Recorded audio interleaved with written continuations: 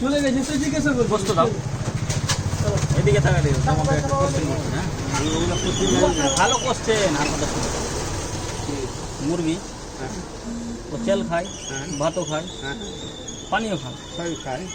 ও হাঁকতে দেখেছি কিন্তু মুখ তো দেখতে পাইনি তো মুখ দেখতে পাই না।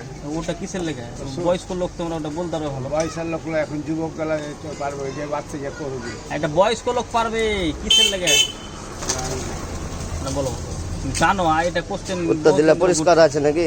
হ্যাঁ পুরস্কার আছে দিব অবশ্যই পেশাব আছে, রেকর্ডিং উঠেছে। কোনটা দিয়ে পেশাব করে কি রেকর্ডিং করছে?